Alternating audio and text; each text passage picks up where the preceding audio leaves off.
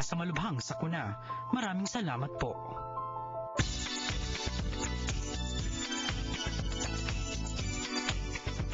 For you today, slavery and trafficking. Slavery, we often hear the word, we've been hearing the word since time immemorial, but we think we're beyond that. So we think we're never going to be victims of slavery. We're pretty confident, especially tayo mga kababayan. But how is that related to trafficking? And what is trafficking? That's what we're going to be talking about today on Kababayan LA. Kasama po ang ating mga eksperto in terms of this subject. Heidi is here joining us. Hello and welcome to Kababayan LA. Hello. Heidi is from CAS, Coalition to Abolish Slavery and Trafficking. Nena Ruiz is here, a trafficking survivor. We're going to learn about her story today on the show. Magandang hapon sa'yo.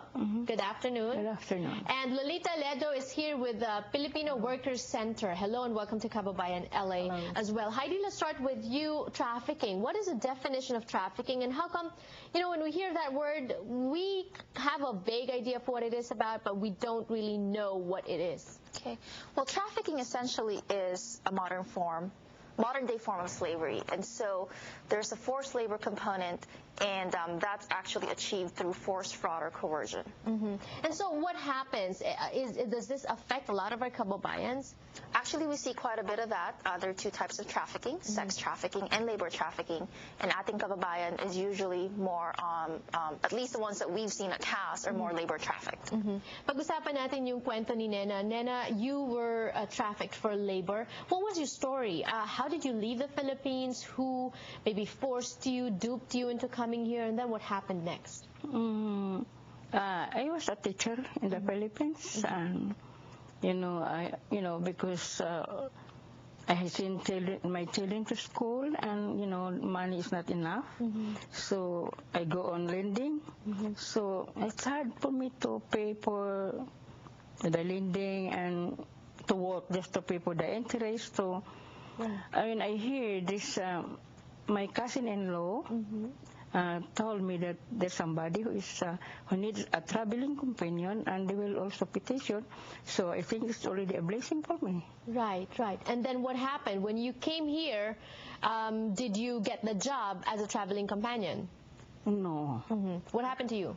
Right after, when we land at Sacramento, the sister of my trafficker told me that they're doing that as a traveling companion so that her sister can get a domestic helper.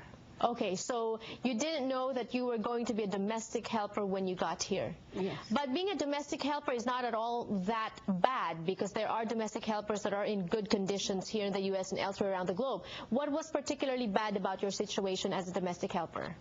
When I was there, I cannot.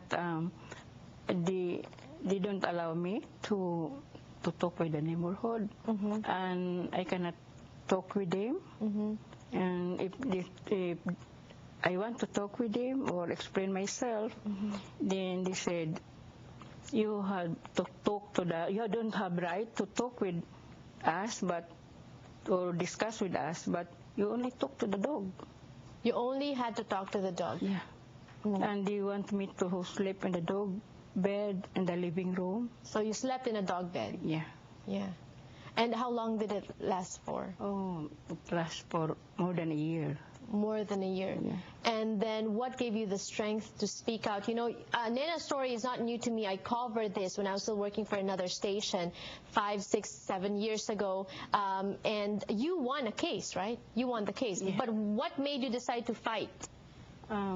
Because I don't want that this situation of mine will happen to the younger generation. If I remember correctly, Nena, you actually wasn't that confident that you could fight because they hid your passport and documentations. Yeah. Who helped you? Paano ka nakatakas dun sa ganung situation? It's the neighbor. I make a friend with the little girl, a 13-year-old girl. It is our neighbor, and she told her mom. And one day they called the police that what is happening to me. Then the police came after dinner. Then the police wants to talk with me, but I was reluctant to talk with them, with the police, because my employer, my trafficker, didn't give sign. I still respect them. I didn't give sign that they allow me to go out, because the police wanted me to go out and to talk with him. Oh, so you didn't want to talk to them because your employer didn't. You No. felt that your employer didn't want you. Yeah, I still respect them. They don't give any gesture or whatever. Yeah. As if Okay. they are reluctant me to talk with the police. Okay, Lolita, sa PWC, is this common?